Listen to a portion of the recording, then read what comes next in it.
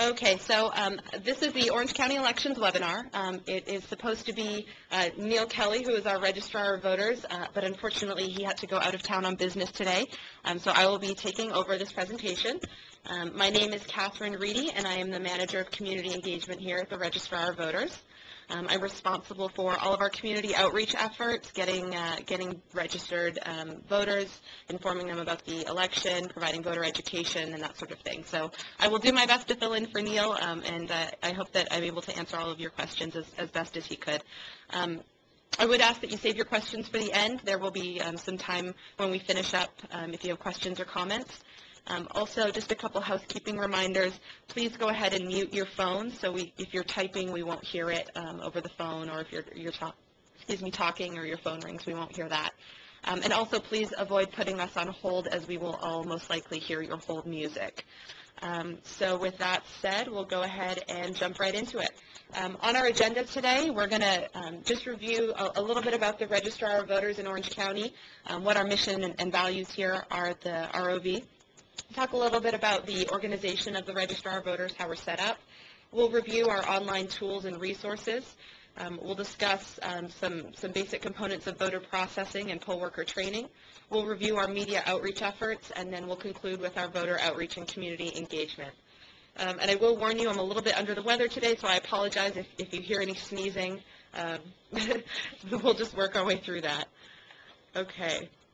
So our mission is in Orange County is to provide election services for the citizens of Orange County, to ensure equal access to the election process, protect the integrity of votes, and maintain a transparent, accurate, and fair process. This is a mission that we recently developed that we feel really captures the essence of what we're about and what our role is within Orange County. You can see at the bottom of the screen there, I've listed 3 phrases: customer service, innovation, and excellence. And these are really the key values that we really work by on a daily basis, that we strive to achieve in everything that we do. We consider everyone that comes to our office and all the people that we serve and the public in Orange County to be our customers. It's always our mission to provide exceptional customer service at every point in the election process. So from voter registration to volunteering to be a poll worker, to showing up and voting at the polls on election day, and in tallying the votes. In all the various components where we interact with the public, it's always our mission to provide you with exceptional customer service, and that's something that we take very seriously here at the Registrar of Voters. To that end, we're very heavily focused on innovation and on creating new products and new programs and on improving upon existing ones. Excuse me. With our goal of customer service in mind, we're always trying to ask, how can we make this service better? How can we improve? How can we do things differently? And so that's really resulted in a lot of new programs and new innovations that I'll discuss a little bit later on in the presentation. And of course, excellence in everything that we do. We strive for excellence. We try to be the sort of on the cutting edge of elections and always looking forward and trying to make those improvements where we can and to do them in the best way that we possibly can. So those 3 things really sort of sum up what the values are that we have here at the Registrar of Voters. So a little bit about our agency. Orange County is the 5th largest voting jurisdiction in the country. I think a couple that are a bit larger than us would be Los Angeles County, of course, and Maricopa County in Arizona is quite large as well. But we are up there in the top 5. We have 1.6 million registered voters in Orange County. At the Registrar of Voters, we have approximately 49 full-time staff. We have multiple election aides who help us every election. We bring on approximately 150 people every election to assist with our operations. And we have thousands of volunteers that help us at various stages in the election process, both prior to the election, on election day, of course, with our poll workers, and then following the election, we have various processes that take place where our volunteers help as well. So it's really a community effort to make elections happen. Some of the things that we're responsible for here at the Registrar of Voters are voter registration, poll worker and polling place recruitment, setting those up on election day. We're responsible for creating the ballot, ensuring voting system security, obviously processing and tallying the votes. We are responsible for community outreach and education on voting and elections, and we provide candidate services, excuse me, such as candidate filing and campaign finance.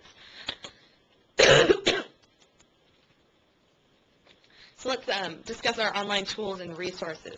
Excuse me.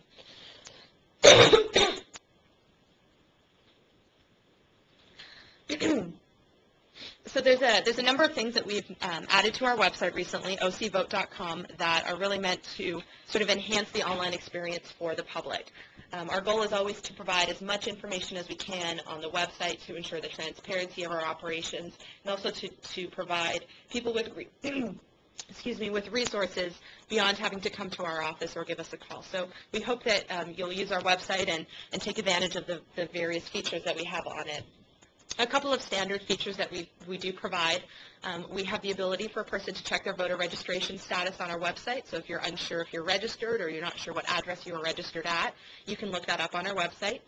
If you voted provisionally at the polls on Election Day, you are able to look up the status of your provisional ballot and find out if it was counted or not.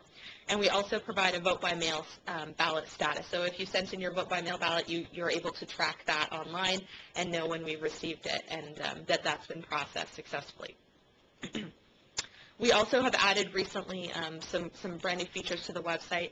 Elections on the Go is our mobile application. So if you have an iPhone, you are able to access this application, and it provides you really a wealth of information that prevents you from having to go to the website and navigate that on your mobile phone. You can just download this app free of charge and have access to a variety of different features. We have election night live streaming results. So what this means is if you visit our website on election night, you'll have you'll see the election results coming in live. We do update them every half hour on election night, and so you're able to watch those be updated as we get more and more results in. So that's a great feature that will allow you to sort of stay on top of what's happening on election night and see the results as they're coming in from the polling places. We also have, on election night, we do live stream all of our election operations. So if you're not able to make it down to our office, but you're curious about what goes on here on election night, I would definitely encourage you to log on to our website and check out that video. You'll be able to see the voting machines coming off the dock on election night where the votes are tallied on those machines. You can see the supply boxes coming back in. You can see the room where the vote tally will actually take place. So it's a great feature, and it sort of gives you an inside view of what goes on here. And of course, we have our how-to handbooks. We have a number of those up on the website. So if you're interested in running for office, we have a candidate handbook. We have a handbook that explains the rights of observers. So if you're to come to our office, you fully understand what you can and cannot observe and what your responsibilities are. So those are some good resources that you may be interested in as well. Our 360-degree tour is a fairly new feature of the website. We actually can now show you all of the various offices that we have. So if you go onto the website, you can click, and the same way that you might view, on a travel website, the hotel, you can take a look at the room, do that 360 virtual tour. You can now do that for various locations within our office as well. So you can see where the voting machines are stored. You can see the tally room where the votes are tallied on election night, the front office, all sorts of different places. Inside voting systems is also a new feature that allows you to learn about the voting equipment that we use here in Orange County. We do operate on the HART voting system, and this feature will allow you to sort of get to know the machines prior to Election Day. Our Stay Connected page is something that we've also recently updated that provides a lot of good information if you'd like to stay informed about what's going on with our office, the latest in election news in Orange County. We have a newsroom that I'll discuss in detail a little bit later on. We offer podcasts, which are recordings that are typically done by the Registrar of Voters, and he basically provides updates on the different operations and the status of things prior to the election, so you can stay informed that way. You can also sign up to receive news feeds, which means we will send you little updates from time to time about different operations that are going on. That would include, when the close of voter registration is happening, when any sort of public processes are going on, things like that. We also have video blogs, which are short clips that explain different processes. So if you're curious how the voting machines are prepared prior to Election Day, or you're curious about poll worker training, or, really we've got over 100 video blogs up on our website, so I would definitely encourage you to check that out. And you can also sign up to receive our newsletters. We have an election newsletter and a poll worker newsletter, so whichever category you're interested in, I would recommend signing up to receive those as well. And we've had A heavy focus lately as well on our social networking. We see this as a way for us to reach out to sort of a younger generation of voters and of citizens in Orange County to engage them in the election process. So to that end, we've developed a Facebook account and a Twitter account. And on our Twitter account on Election Day, Neil Kelly, the Registrar of Voters, will do some tweeting from the road, so you'll get to see exactly what he's up to on Election Day, the status of various polling places. He'll comment on any issues that might be going on or little interesting tidbits that are happening on Election Day. And our Facebook profile is really a comprehensive look at all of the things that we feature on our Stay Connected pages, so our newsroom, our news feeds, our podcasts, video blogs, newsletters, etc. Okay. Let's move on to voter processing. I just wanted to cover this really briefly and highlight a couple features of the voter processing aspect that goes on Election Day. When a person arrives at the polling place to vote, they are asked to sign in the roster. Once their name is located in that roster, they go ahead and sign, and then they're able to vote. For our first-time federal voters, we do require ID. So if you are voting for the first time in a federal contest, that is the only circumstance where ID would be asked of you. We do have the option of paper or electronic ballots, so you're not confined to one or the other. You do have that choice on Election Day. You can either vote on paper ballots or you can vote on the HART e-booths, whatever your preference. In terms of provisional ballots, this is set up for a variety of circumstances. If a person isn't able to find their name on the roster for one reason or another, they would be voting on a provisional ballot. If a person has moved within the county but they haven't re-registered, that would also most likely be a provisional ballot voter.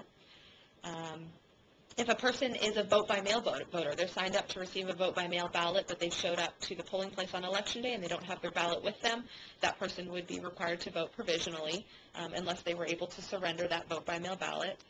And then finally, if you were that first-time federal voter in the election and you didn't have ID with you, you would also be voting provisionally. And basically what that means is we'll just verify on our end once we receive your ballot that you were eligible to vote, you were a registered voter, and if that's the case and everything checks out, then we go ahead and process your ballot. But it's sort of just a double check on our end to make sure that you were eligible to vote in that election and in those contests. Of course, at our polling places, we do offer information and election materials in the variety of languages that we serve here in Orange County. Those languages are Spanish, Vietnamese, Chinese, and Korean, in addition to English. So a person who speaks those languages does have the option to vote on ballots either on paper or electronically in the language of their choice. And we do provide all of our election materials in the various languages as well. And at every polling place for our disabled voters, we have a number of services that are available. We have disabled access units, which are voting machines designed specifically for individuals with disabilities, and we have one of those at every polling place. And we also, in a number of our polling places, offer features like curbside voting, and we're always ensuring that we have the correct parking and accessibility at our polling places. That's definitely a priority for the office and something that we take very seriously here. So we do have those options available for individuals with disabilities. So I think that kind of covers it for voter processing, so I'm going to go ahead and move on to our next slide here, which is our poll worker training. Every election, we sort of reevaluate where our training has, what the training looks like for our poll workers, what can we do to make it better, how can we change the format so that it is the most effective and provides voters with the best poll workers that we possibly can. So for this election, we looked at the survey results. We survey all of our poll workers. We looked at their comments, at how they felt about their training class, and we made some modifications. So just to give you an overview of the format for poll worker training for the November election, we are offering online and in-person training. And this is a change from previous elections.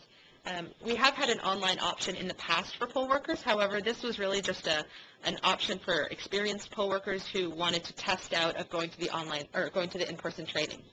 So if you didn't want to go to the 3-hour in-person poll worker training class, you had the option to take an online test. If you passed it with a certain grade, then you were eligible to not go to that class. And we heard back from our poll workers that they're really looking for a little bit more than that they want more of a tutorial style that provides information rather than just testing. And so that's what we've done. So we've developed an online tutorial that will be implemented for this election, and any poll worker is eligible, any clerk poll worker is eligible to take this online training. If anyone who is a new poll worker does choose to do the online training, we also require that they attend an in-person poll worker practice event. These events are a great opportunity for poll workers to get hands-on experience with the voting equipment and talk to a trainer one-on-one, ask questions, and sort of get more hands-on experience than you might receive in a class. For those poll workers who prefer not to take the tutorial online, they are, of course, welcome to attend our 3-hour in-person training class. We've made some improvements to our training DVD and online videos over the past year. Prior to the June election, we did completely redo our poll worker training DVD. We've made huge enhancements in that area in order to make it easier to understand and to provide poll workers with really all the necessary information without being too overwhelming, because it is a lot that we cover. And we've received very good responses back in the surveys about that training DVD. Like I mentioned before, we do have online videos on our YouTube channel, which you can access via our Stay Connected website. These online videos are not only videos of Neil Kelly describing various processes, but they also are great supplement for training. So if you have questions about processing provisional voters, or you're unsure how vote-by-mail ballot works, or you want to know more about the voting equipment, these online tutorials, these quick little videos are a great resource for that. We've also made enhancements to our training manual, and that's always a response. We always do those changes in response to the survey results and what we hear from our poll workers about things that might need to be changed. So we're constantly trying to innovate, constantly trying to make things better for our poll workers and for the voters of Orange County. Our Poll Worker Pass program, just really quickly, is something new for our poll workers that we've developed. And we're very excited about it. It is an online portal where poll workers can access all of their information that they will need prior to Election Day and on Election Day. It shares with them information about supply distribution, about their poll worker training class, the location. They can pull up a map, about where they'll be working on Election Day at their polling place. They can also pull up a map and directions to that. So it really is just meant to be a comprehensive, personalized online portal, hopefully so that poll workers feel like they have access to more information, and that it's something that we constantly update, so the information that's provided in Poll Worker Pass is always changing and always updated. Okay, let's move on to media outreach. The main focus that I wanted to get across here is the enhancements that we've made to our website. Like I mentioned before, our Stay Connected page is really the portal to all of our media information and outreach that we do. We recently redid our entire online newsroom, so we have a number of new features on there that really allow for greater transparency and greater communication with the media. We have all our press releases posted, current and past. We have our news feeds posted, newsletters. We offer press kits of various programs that we have going on at the office. We have stock images that are available for the media should they need them for stories or online content. And we offer fact sheets about various programs that we have here as well. We also have posted on that website our media contacts so they're able to get in touch with us, as well as our video blogs and podcasts that I discussed earlier. So it's really a way for us to be more comprehensive, more open, and to really develop that relationship with the media and the community so that they have access to all of the information that they need. Okay, voter outreach and engagement, and this is sort of the area that I focus in for my job. So we are really focused this year on expanding our community outreach and just really increasing the number of events that we do throughout the county. To that end, we have approximately tripled the number of outreach events that we participate in. We are trying to get out there as much as we possibly can. We are attending street fairs, we are attending resource fairs, job fairs. Any community event, we've probably been there. We'll be at the Komen Race for the Cure coming up. We were at the Orange Street Fair this past weekend. We've done the Dana Point Harbor Boat Show. We've done events at various community colleges. So we are out there. We are all over the place. Our goals at these events is voter education, voter registration, and poll worker recruitment, of course, is always a priority for our office, as we do have so many thousands of poll workers that we need to recruit every election.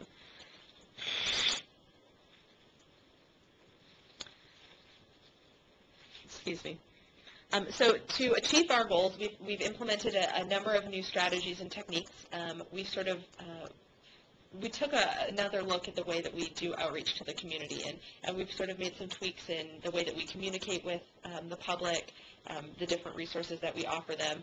And so we've got new trainings that we provide to all of our outreach staff, and we've really just sort of changed the way that we're communicating our needs and our information to the public, hopefully being more effective.